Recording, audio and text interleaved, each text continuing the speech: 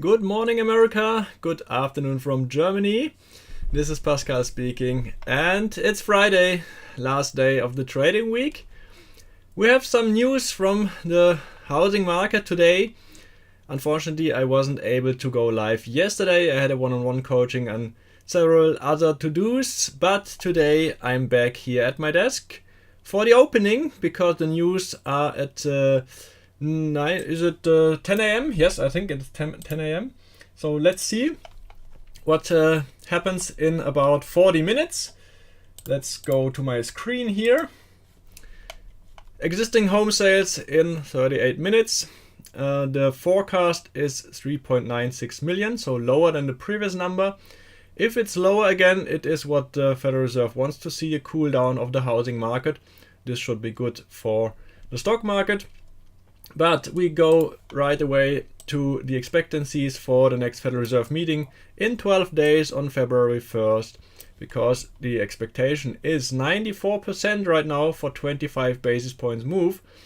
So not a lot of room for more here. Therefore, the inflation risk went already down because of the really good numbers from Wednesday. And therefore, I don't think that the main focus is on inflation numbers and on interest rate hikes, but it's more on recession. So we had, if we go back to this week, on Wednesday, we had core retail sales a lot lower than expected. You see here 0.4% was the expectation, minus 0.4%, but we had minus 1.1, so it's a lot lower than expected. And that's not good for the economy, so it shows a worsening of the economy. And more recession risk here, and this is what can also cause a drop in the market. I think we are right now at the tipping point where the recession risk is bigger than the fear of higher interest rate hikes, and therefore we have to be just cautious what the next economic numbers are telling us right here, because yesterday we had here the housing numbers. Housing starts were a little bit higher than expected. Building permits were lower than expected. And the Phil-Fed manufacturing index was a little bit better, but still negative. Initial jobless claims a lot lower than expected. It's only a weekly number, not really important, but the job market is still strong. And we have to wait for a weakening of the job market. And it can come on a sudden, so I think that we will see this in the next 2 to 4 weeks, that the initial jobless claims should rise, but it takes its time until we can see that there are higher initial jobless claims. I think it was Microsoft which set off or laid off 10,000 workers on Wednesday.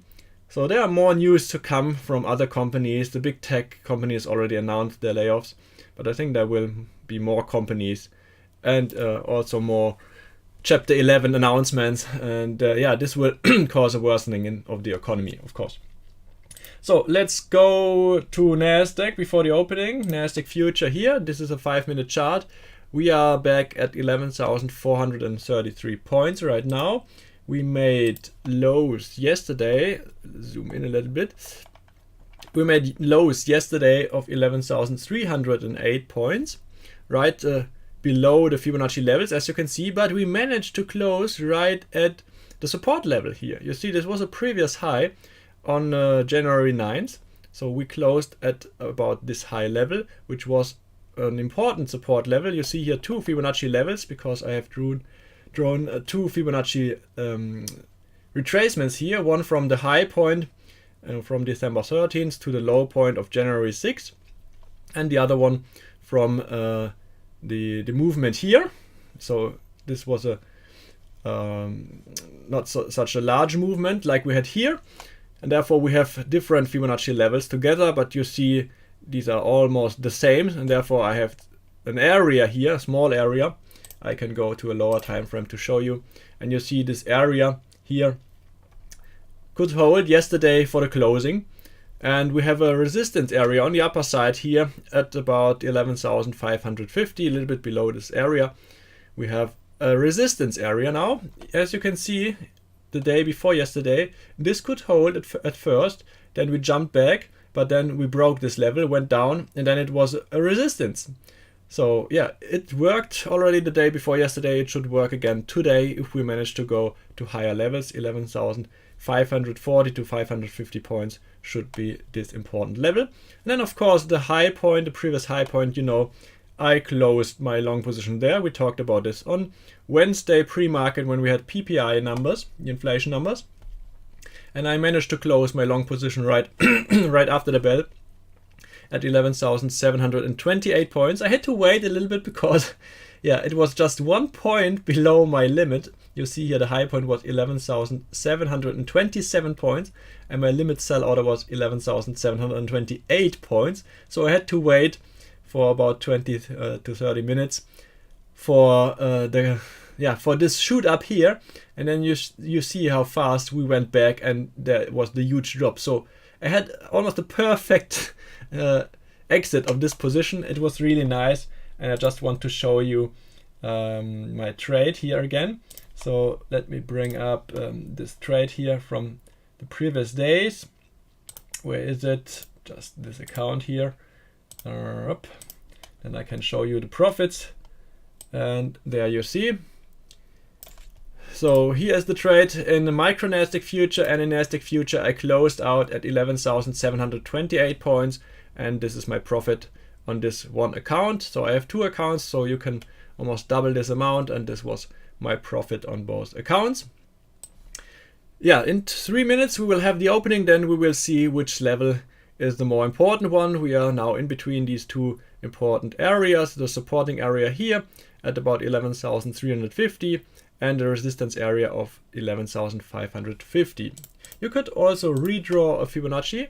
If you want to, you can delete all here and just do another one from the high point to the low point of yesterday. This would be only 2 days, but it's a huge move. So you could also use these Fibonacci levels here. So you would have more levels within this area here, and then you could use also these levels to see.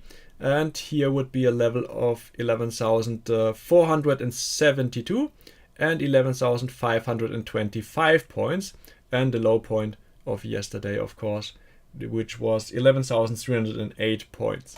So you could also use these, but of course this is a movement only over 2 days, not the large movement like we had over 1 month. This was about 3.8% from high to low, and therefore it has less significance than the other one, which is over more days and a lot more movement here from the low to the high. As you can see, this is 1 month, and yeah, a movement of, what was it, 14%. So therefore this has a lot more significance than this one over only 2 days. As you have seen, I opened a short position in sugar. So let's just go to sugar before the market opens. Sugar is here. It is trying to go lower today. Maybe we will see now after the turn back here that we will see lower levels. Just redraw my Fibonacci lines here. So as you can see, we tested the 50 Fibonacci level, went back, and I already thought, okay, this was it. I stepped in with one contract short, a little bit too early. Then we went to higher levels, but couldn't hold them, went back, and are now back in this area below this Fibonacci level here. I would wait for this level to come to have more confirmation of the downtrend, and then this would be my target level here. But yeah, I already stepped in with a higher position, as you can see now, 5 contracts short, but I want to wait for this level to come to have take on more short contracts here on sugar. I have no other trades so far, no trades in Nasdaq future, and I would just wait for direction because I'm a swing trader, not a day trader, and therefore I have time to step into a new position. Natural gas, let's just do this and then look for the market open. Natural gas made new lows today of $3.11. We talked about the important $3 support level. This should hold. Let's see if we can see a bounce back. It would be time for a larger bounce back to the upside, because you see this was a huge sell-off of about 54% in only 1.5 months. So really crazy. But yeah, this is natural gas. Natural gas is crazy, and the seasonality in December, January is normally weak, so it is normally selling off during December and January, because the winter months contracts are priced normally higher because of higher demand, of course. But this winter everything is different, and the prices are dropping even more than in normal seasonality charts. And yeah, let's see how far we can go back, maybe to the $4 level. This would implicate a rise of about 20%. Let's see if we can see this one. Yeah, not trading it right now, but still have a position in my Logitech short puts, 47.5 strike. Stock is dropping 2% right now, but as you can see, implied volatility is coming down. This option is in the green, 50% right now, and I opened it on this day. So if I would have bought the stock, I would have been in the red. But because I sold a put, so this is the same, a long direction trade, but the interesting thing, I have more dimensions in option trading, and therefore I'm 50% in the green right now with this option position on Logitech with a sold $47.5 strike, expiry in February. Now back to Nasdaq to see what happens here, and let's go on a lower time frame, like a 1 minute chart. A lot of movement to the downside, retest of volume weighted average price VWAP here, and trying to push lower. Still 30 minutes until the news come out, but there is a speech today of one of the Federal Reserve members. It is Harker is speaking, and Williams is speaking, and Brainerd is speaking. So a lot of speeches today, or yesterday and today. So today is Harker speaking, but yeah, a lot of members, a lot of different opinions. Like every time we can see a lot of volatility. Let's just talk about the next week. We don't have really important news next week. The only one is on Thursday with core durable goods here 1 hour before the market opens, and of course GDP data for Q4 for the USA. This will be important. New home sales, of course, again from the housing market, and on Friday core PCE price index. This one will also be important 1 hour before the market opens. But yeah, I think in my opinion the numbers from inflation are now less important than before, because you can see the expectancy is already at 94%. It can only shift to 0%, but I don't think that this will happen. Therefore, even if we have still 12 days left until the meeting, there won't be a lot of change here. So therefore, less focus on inflation number, more focus on job numbers and housing numbers. And yeah, especially numbers that show us the recession in the US. This will be more important for the stock market in the next weeks and months. Yeah, of course, give my video, my live stream a like. This would be fine. Thank you, Nick, for sharing your thoughts. And if you haven't done so far, of course, then please subscribe to my channel, and yeah, click the bell so that you are informed every time that I go live again. We are turning back here. So as I already told you several times, it is dangerous to be in a trade too early in a day trade here right at the opening of the market, because we often see a lot of crazy moves in the first 10 to 20 minutes. Therefore, I would always wait for direction and for clear breakout to the up or down side. The lows pre-market here were around the 11 a.m. my time. This was 5 a.m. Eastern time. Low point was 11,365. Let's just draw a line here, because this could act as a support level here if we reach it. So we are pushing lower now, trying to go below parabolic SAR here. And if we manage to close below in the next 10 minutes, then this will turn to a downtrend. But you see we had often changes here of direction. We are still sideways trading, and therefore we need a breakout to the up or to the downside above these pre-market high points. This was also the closing, the high point before the closing yesterday. So this one is important on the upper area here at about 11,450 points. And the low point also important here at 11,365 points in Nasdaq Future. Back to a 5-minute time frame. Still working on this. So normally 70% of the time we see a pullback to VWAP and then more sell-off. If it's still weak, we are now below the moving averages. On a 5-minute time frame, we already turned to a downtrend, as you can see here. it was a downtrend before the opening. Then we pushed higher. We indicated here an uptrend. Then we pushed lower. So this is exactly the case why I wouldn't trade in the first 5 or 10 minutes on a lower time frame, because you see these changes of direction are just crazy. But here on a ADX we clearly see the crossing of DI plus and DI minus, and we clearly see that it is establishing a downtrend. So it is more bearish than bullish right now, but on a higher time frame, like 1 hour, it is just trading sideways overnight. During the Asian session and European session, there was not a lot of movement, and especially yesterday we were moving lower, but then managed to come back until the closing. So this is considered to be a sideways trading phase. On a 1 hour time frame here, we need to have the breakout above this level, and you also can see during the Asian session yesterday this was a low point, so it should act as a resistance today. Let's see if the bulls or the bears are in favor here today. We just have to be patient to see this, and maybe the news from the housing market in about 25 minutes can act as a catalyst for more volume to come in and more pushes to the up or downside here. Just let me know in the comments or in the chat which stocks or which commodities you want me to analyze. I will go on with crude oil. Crude oil has had some difficulties with the breakout here the day before yesterday. With a high point in Nasdaq of 11,750, we tried to break out here above this $81.50 area, but we couldn't manage when there was a sell-off in the stock market. Also, the crude oil prices went lower, and we are now retesting these levels. Today we retested the previous high points, but couldn't manage to go higher. And it's interesting what the crude oil prices are doing right now, because we still see this weakness.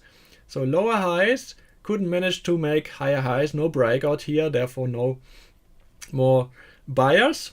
Let's see if we have more sell-off now, or if they can manage to go higher. It will probably depend on the stock market. When we see a rise in the stock market, we will also see a rise in crude oil prices here.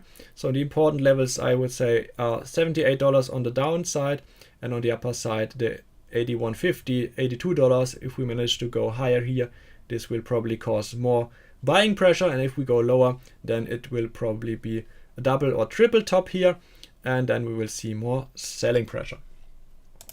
Natural gas we already talked about. We already talked about sugar. Let's talk about Euro USD, which one is in a sideways trading phase. Here we had the numbers PPI, and as you can see, they were a lot lower than expected, and therefore the expectancies for interest rate hikes went more to the 25 basis points.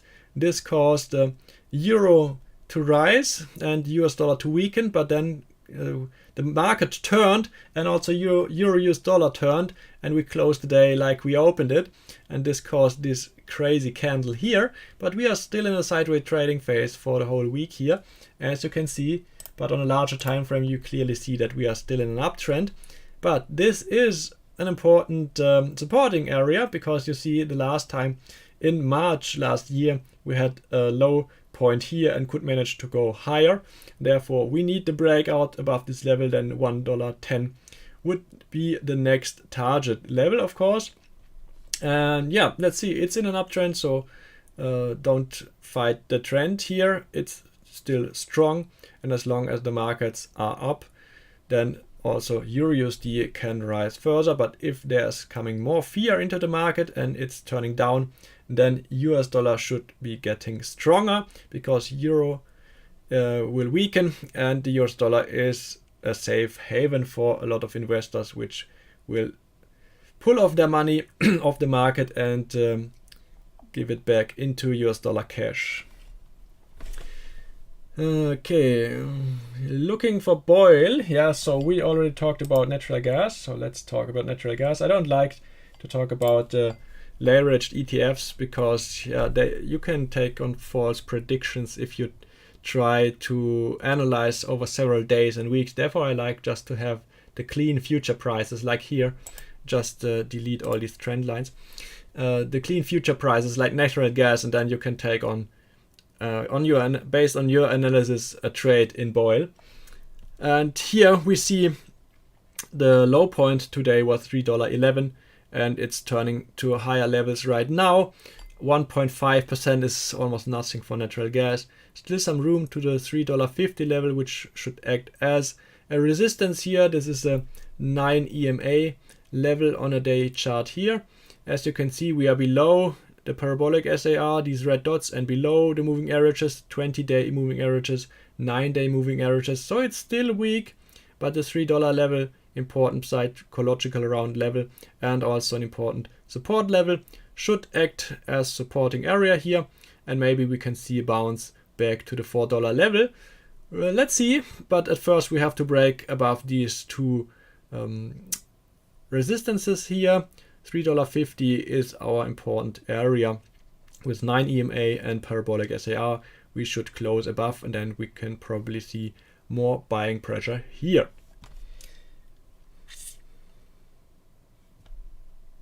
So never swing these leveraged ETFs. If you want to have my opinion about cold and BOIL, then be cautious, because you see the crazy moves which natural gas can make. As you can see here, these were about 10 to 12% moves a day here, 5 consecutive days, and this can cause crazy moves in leveraged ETF, especially in short ETFs. Even if you have just a leverage of -1, then this will probably cause some trouble, and therefore I wouldn't hold on these leveraged ETFs. It's just dangerous. These are instruments for day traders, but not for swing traders. If you want to swing trade, then please just trade the future, nothing else. What do I think about Netflix? Yes, let's talk about Netflix and the earnings. They had earnings yesterday. They went higher. The closing was about, let's go to a day chart here, then we see it clearly. The closing was, sorry, I have the regular hours. So here we clearly see the gap. So we closed lower yesterday at $315, and then we went higher. So Netflix is up today about 7.5% right now. This was exactly the expected move. The expected move was $30, and as you can see, we went higher. More than this now. So yeah, there were really good numbers. I will just bring them here for you. You can always look up on Earnings Whispers and see the numbers here. Calendar, and then oh no, I'm not able to go back, but we can enter it here, Netflix, and then you will see the previous numbers here and the earnings results. So here, and we see revenue 7.9 billion. This was in line with the estimates, but the earnings were a lot better than expected, and therefore, yeah, Netflix rose. They could manage to have more paid memberships, and this is really great for Netflix. Yeah, better than expected. The outlook was okay, and therefore the stock is rising right now. And also on a technical analysis basis, you see that it is rising with higher lows, higher highs. The gap is closed now. Just to see on a day, on a day chart. Wait a second here. Back to a day chart. Zoom out a little bit, and then we can see the previous crazy gaps from the previous earnings. Here from last April 2022, we had a 40% gap, and this one is closed now. So we went at the low point here was $331, and the closing before the earnings here in April was $348. So we are at this level now, and this gap is closed. But there's one more gap here from January 2022, and there we had another gap of 21%. It was closed partially, but we still have some room here. But yeah, as you can see, this is far away right now at about $500. So we would have more room to the upside of about 45%. But Netflix already managed to go higher by 96% from the lows in July. And yeah, therefore it is still a strong stock. As you can see here, we are going to higher levels. Just reload here. Yeah, now we have the data. We are yeah, pushing higher, as you can see, with higher lows, higher highs. So it's looking good and it's bullish right now. This can act as a resistance, of course, the previous low points here and the closing of the gap. So maybe we'll see a sell-off next week for some days, but in the long run, it's looking good for Netflix, as you can see over several months here. It's now on the rise, and this should be the case for the next weeks and months too.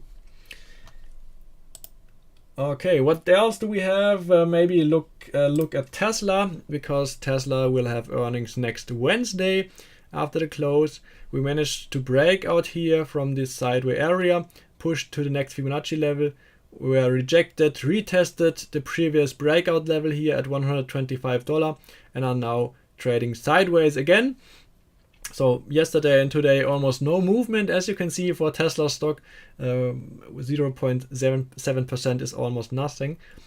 Yeah, so the next sideways trading phase here between these two levels of $125 and $138.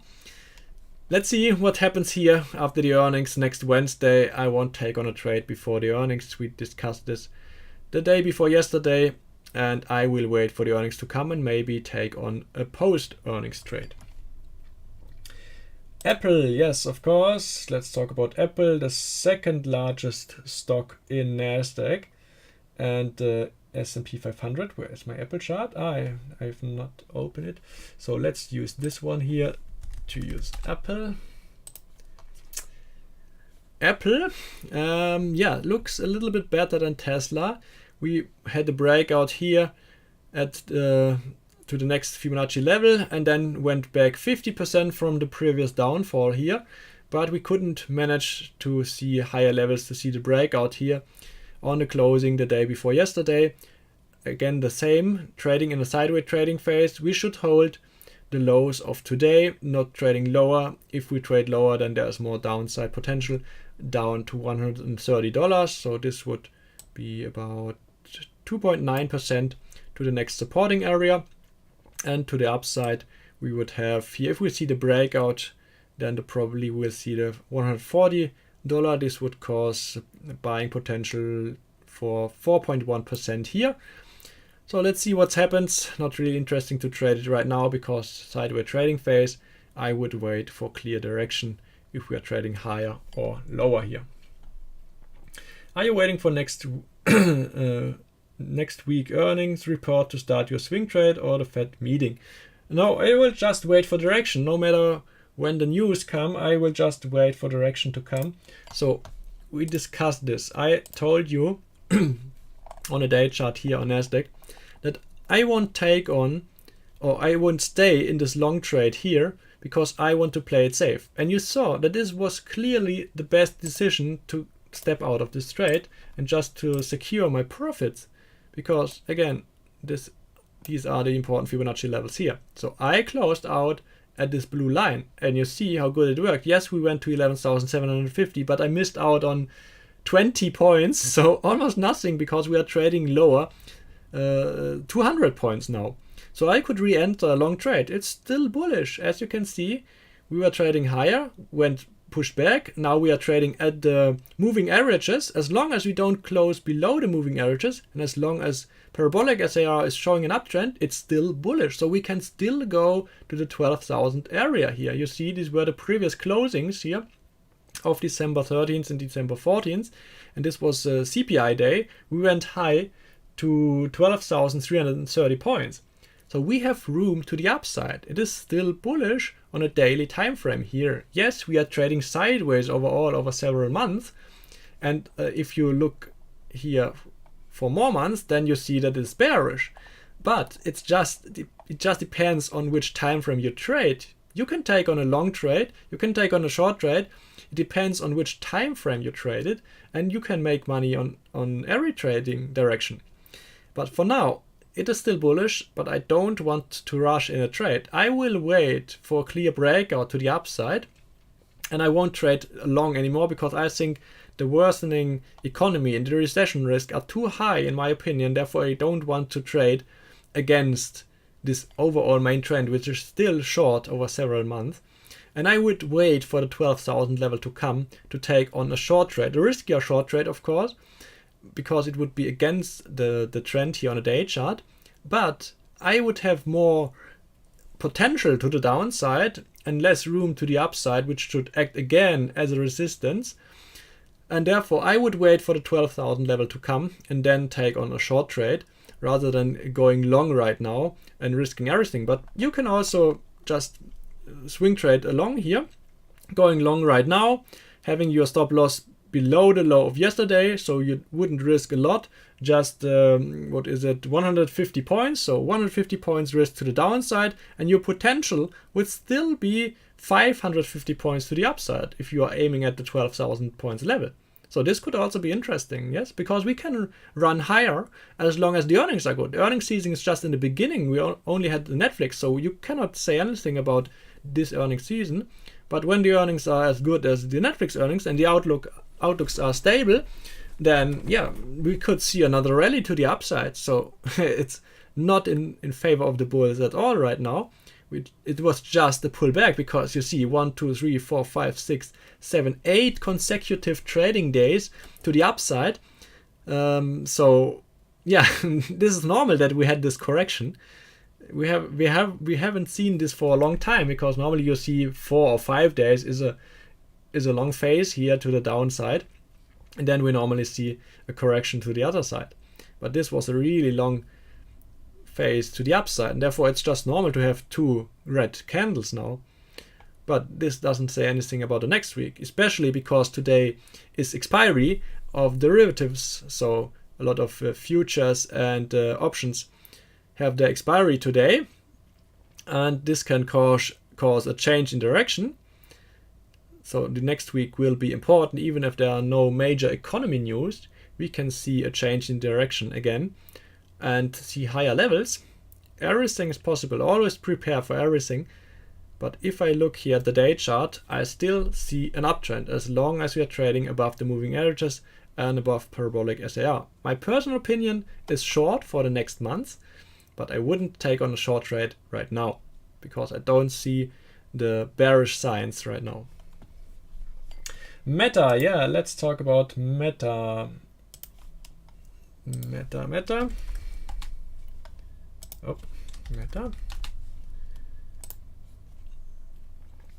Meta is a strong stock. As you can see, we had huge pushes to the upside here, trading at the high point. So it's looking really bullish for more upside potential here. Maybe we'll see a breakout soon. Next important level on the upper side is $160. So this would be about 13% upside potential to the next really important area, because you can see for several weeks we had this as a low point acting as support, and as soon as we broke below we had a huge sell-off here. So therefore the $160 should act as a strong resistance area, but before we reach there we will probably see this important week here. The high point was $142.60. Yeah, this is just about $5 above the current level, so this one will also act as a resistance level here. And as soon as we go above this, then probably we will see the $160 level again. But yeah, you can see that Meta pushed from the lows here, now 54% to the upside. That's really strong move, and I see more upside potential here for Meta. It's a strong stock right now. And the same on the day chart. You can see higher highs, higher lows, and more upside potential up to the $142 and $160 area. But let's see, the earnings will be interesting, and the outlook, and how much money they still spend on the metaverse or are burning on the metaverse. And so therefore the outlook will also be important, because Meta is still relying on ad spend. And we know that this is one of the first things that in a recession will be cut by several companies. Especially on Twitter, they have problems with ad spend because of Elon Musk tweeting and changing things and so on. So about 70% of the 100 largest ad spenders on Twitter haven't spent a lot this year. And therefore they doubled the amount of ads they could spend on if they were spending more than 100k in these next weeks. Yeah, so let's see if they can manage to get the ad spend back on Twitter. But the same thing is for Google and Meta, because they also need the ad spend money to make profits. So back to Nasdaq. As you can see, this is why I say always wait for the first 10 or 20 minutes. It was looking like bearish, a breakout to the downside, and now we are pushing higher. Just crazy. So we broke the 11,450 level. We are retesting it right now. So this should act as a supporting area. I will redraw the line we had here. This was the high point pre-market. So we had the breakthrough. This is the retest. It should act as a support now. In 4 minutes are the news, and then we will see the final push. But it's looking in favor of the bulls now, so it completely turned, and you can see on a 5-minute time frame we just went here to the low side with a parabolic SAR, indicating now an uptrend. And we had again the crossing of ADX, signaling an uptrend on a 5-minute time frame, and the same on a 15-minute time frame. It's still in an uptrend. Therefore, I say it's always important to wait for the closing of the candle, because here you have seen we pushed below, far below this parabolic SAR dot. But it is waiting for the closing, and the candle went green again. So therefore, the parabolic is still indicating an uptrend. It wasn't moving to the upside, indicating a short trend. So the higher the time frame, the less change in direction is there. So on an hourly time frame, you see it's still an uptrend since yesterday. So always look on the higher time frames for the main trends, even if you're trading on a 5 or 1 minute time frame as a day trader, because the higher time frames are more important. Now let's see the news in about 3 minutes from today. Today. Here, existing home sales 3.96 million. We want to have a lower number. Still pushing higher here. Let's see maybe a target point on an hourly time frame. Next target here with Fibonacci would be 11,530 points. This was the previous area where we had the support and then the resistance. So more upside potential here of about 0.6%. But because we pushed already higher than the high points here of yesterday, this should now be bullish here. 2 minutes left for the news, and now you clearly see the pattern. Higher high points, higher low points on a 1 minute time frame. So this is looking good now. This is really looking good for the bulls.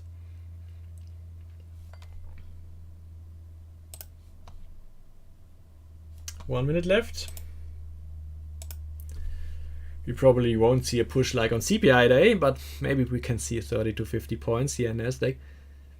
Depends on the outcome, if it's far away from the forecast or if it just comes in line.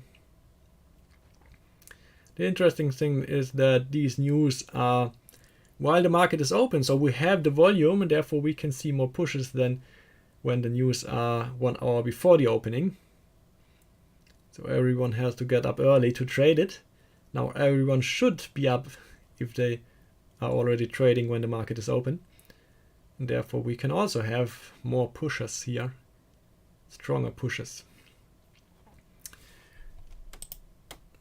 10 seconds.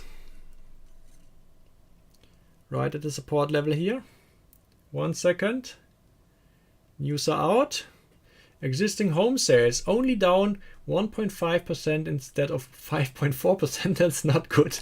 And you see market is dropping right away. Existing home sales are higher than expected. So this is not good, causing more fear of inflation and more fear of higher interest rates. I don't know if we will see a lot of change here, because we are already at 94%. Maybe it's going down to 90%. But yeah, it will still be above 90% probably here, the expectation. But just the news for the next minutes is negative, clearly negative, because existing home sales went down, but not down as far as the expectation was for the month-over-month numbers. And therefore it's clearly bearish. Next support here, 11,418. Let's see if we can go to this level. Could be interesting to take on a long trade here at VWAP. Maybe we won't reach it because previous support level is here. We had previous low here. So now we are still making higher lows. This was a low point. This was a low point. This is a low point. So it's still higher low. So it's still bullish. Even if we broke moving averages, still bullish. And therefore I always say, don't trade the news, trade direction. And direction can still be bullish, even if the news were bearish for the stock market.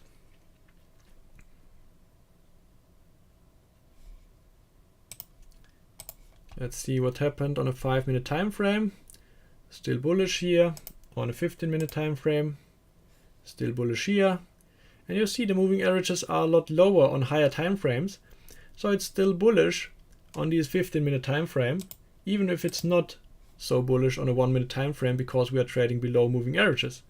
But you see this is a fast recovery. So we are already trading higher. We didn't went down. We didn't go down to the VWAP level here. Strong buyers here. Still in favor of the bulls. Retest of the moving averages right now. Let's see if we can push above. You see parabolic SAR changed to the indicating a downtrend. Change to the upside here, the previous high points, indicating a downtrend. But it changes often on a 1-minute time frame. More often than on a 5 or 15-minute time frame. Because on a 15-minute time frame, it's still long for several hours now.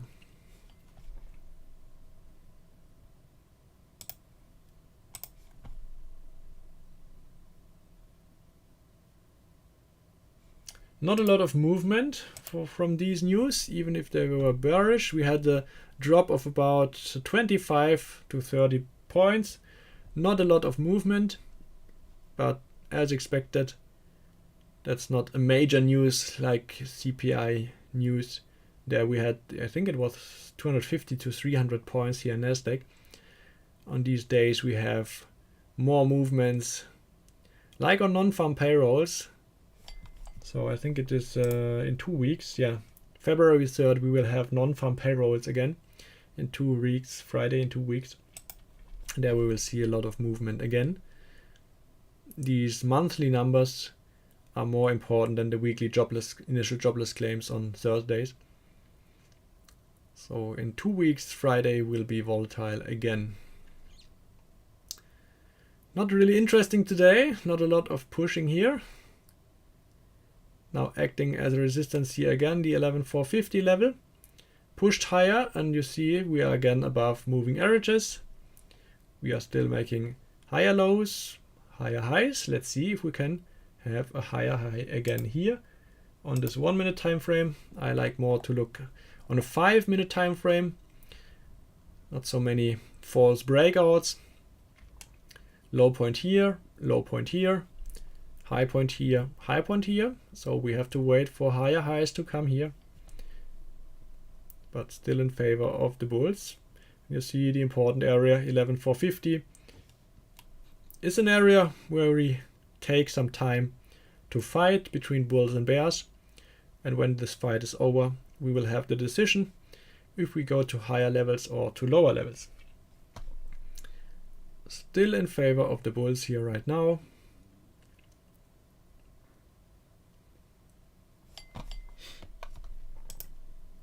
Sometimes it's really boring to watch, like watching paint dry. Therefore, I don't really like day trading. I want to have my levels on a higher time frame and just to decide where to enter, where to exit. So it would have been interesting to enter long trade with a small size yesterday, but yeah, unfortunately I haven't had the time because I was out of office, was not at home, and in the evening when I went home, I was live streaming on my German option trading channel, and yeah, talked about the outlook for my clients, and therefore I wasn't able to trade here, but this would have been a nice long trade here right at the closing at the Fibonacci level, acting as a support. Yeah, you would already be green 100 points. Not too shabby, but yeah, that's it. Sometimes you miss a trade, but it doesn't really matter. What counts at the end is the money on your account, and not the missed trades or the trades you could have made or whatever.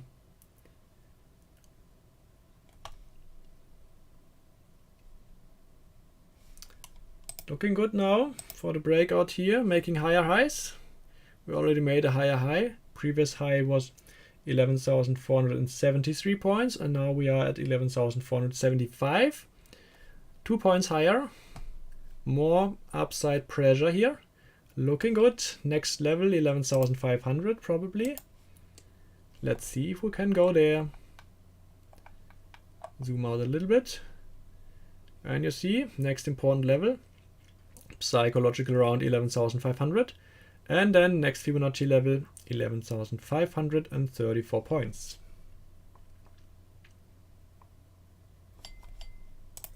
Strong pushes. Let's go back to Euro USD if we can see the same pushes here. And you see Euro is getting stronger, US dollar is weakening. So this is indicating more bulls here for the stock market. Let's see VIX. VIX is pulling down. On a 5-minute time frame we had highs of 20.7, pulled down to 20.05. Let's see this on a daily time frame. We had highs yesterday of 21.7 and pulled down to the 20 area now. So less fear. As long as the stock markets are rising, there's less fear here in VIX. The same for ES future for the S&P 500.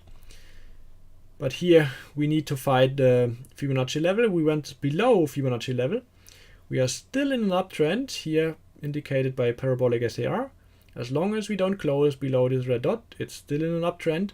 But we are below the moving averages, and therefore it's more difficult to go above these. So we have to close above the 3,950 points level. So 15 points left to close above this area. Yeah, to be bullish, because now this should act as a resistance here on S&P 500. And here you could see how good the high point, the Fibonacci level, worked, because we had here 1, 2, 3, 4 days where this level couldn't be beaten, and then we had the sell-off. So in the larger indices, like here on S&P 500, you could really good see that this area was important. The 4,025 points were, or 4,030 points, were really important. The high point was 4,035 points. So we just pushed a little bit higher and then sold off immediately. Already on Tuesday. And here was the big sell-off on Wednesday. But for now, it's still bullish on Nasdaq. Wow, 11,475 points. Just close there. Then we will probably see more buyers.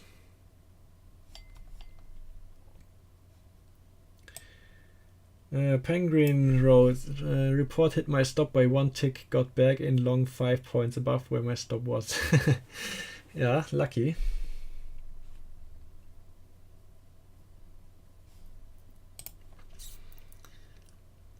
Sometimes this happens, that your stop is just triggered and then the market turns, and then some traders just get angry and others just rethink about their position, and you have the ability to step in your position, back in your position again. You can do whatever you want, so there's no sense in getting angry about the market, about fishing your stop loss, because no one can see your stop loss. Your stop loss is at your broker, and as soon as the price is shown, your broker sends a market order to the stock exchange, and then it's filled. But no one could see your stop. They can only guess where the stops are, because like me, I know the important levels here in futures trading, and I know where a lot of normal retail traders will probably place their stop loss. And therefore, of course, we often touch these levels just to trigger these stops and then turn around right away. And therefore, you have to place your stop losses a little bit more away from these important areas for not being fished and stopped out. But if these areas are too far away, then trade with a smaller position size. This is important for not having too huge losses. Position size is really, really important in trading. Cutting losses and position size, the two most important things, together with patience. Yeah, I usually would get angry and watch the move trying to break bad habits. Yeah, this happens to a lot of traders. Pulling back a little bit. Let's see on a 15-minute time frame. Still a green candle. Still in favor of the bulls.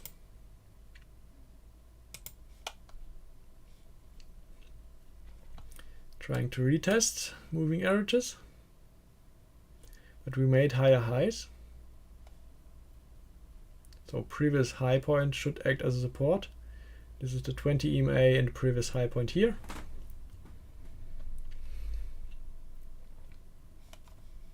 But really a slow market. So I will wait for the 50-minute candle to close in about 3 minutes, and then I will close out the live stream, and you will probably be able to trade the rest of the trading day this Friday without me. Do we have other important stocks you want to see? Let's see what Logitech is doing. Pulling back. And what does my option positions do? Yeah, it's back at 35% profit. So it was 50% profit yesterday. It's now back at 35% profit, but still in the green, even if the stock is lower by 4% now since I opened the position. So this is the interesting thing, because Theta Decay worked in my favor. Vega worked in my favor because we have lower implied volatility. So I just have to wait, because every day I'm making money if nothing happens. That's what I like about option selling.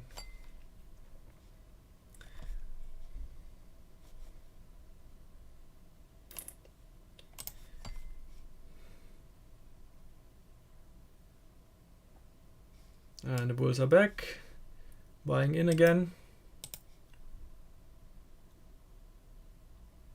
We closed above the 9 EMA. There should be more buying pressure when we go above the previous high points here.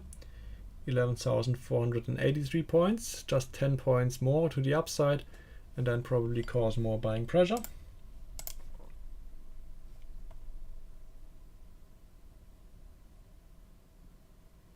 Thank you for your comments here. Thank you for breaking this down, Pascal. You got a lot of knowledge. Yeah, I got a lot of knowledge because I'm trading for more than 10 years now. So I experienced a lot of things, and every time I didn't know anything, I just was Googling it, looking it up on YouTube, wherever I was just curious. I'm still curious, so I always want to learn. And there are still things I don't know, so things that are new to me, but I'm curious and I want to know these things. So I'm looking them up and I want to learn. And you should also be curious. You shouldn't be angry about losing. You should be curious why you have lost. And then you should be able to look up yourself and learn what you can do what you can change the next time to be profitable or to not lose so much. So this is important to get better in trading. And then you can be as knowledgeable as me or even more, because everyone can learn it. It's just the thing if you're passionate. So you have to stick to this. You have to dig really deep into, and then you can be really successful, even with less knowledge than me. You don't have to be as knowledgeable as me, as I am. But yeah, just know what you are doing. You should always have a plan. Without a plan, you cannot reach a goal. That's important. If you don't know where to go, then you will come out nowhere. You will have to have a goal where to go. What is your goal? Write it down. post it somewhere, to your wall, behind your screen, wherever. And then do everything to get there, to your goal. And you will reach it. If you work towards your goal, you can reach it. But you have to do everything to reach it. That's the important thing. If you're just sitting there and asking yourself, why is everything going in the wrong direction, then you won't reach your goal. You have to figure out what you have done wrong and what you have to change. It's always like in the stock exchanges. It's like life. You cannot go straight in one direction. It's just going 3 steps, then 2 steps back. 3 steps, 2 steps back. Sometimes 4 steps back. It's a change of direction. And then 5 steps forward. So it's like the stock exchanges, the movements, like waves. This is life. And this is also the experience curve. And you have the same.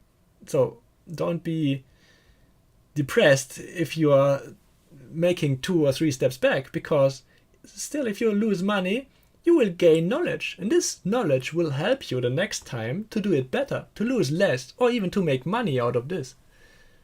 So the more you know, the more you will profit from it. That's important. Profit is not only money. Profit is also knowledge. Okay, so we closed this 15-minute candle and it's still trading sideways. The market wants to test patience. And therefore, I hope you are patient and you use this time when you have time, not only staring at your screen, but researching and learning and asking good questions here in the live stream or below the streams. If you rewatch them, just leave a comment, leave a like here, subscribe to my channel. And then next week, we will see us again. Hopefully, I wish you a nice start into your weekend and happy trading, good profits. See you next time.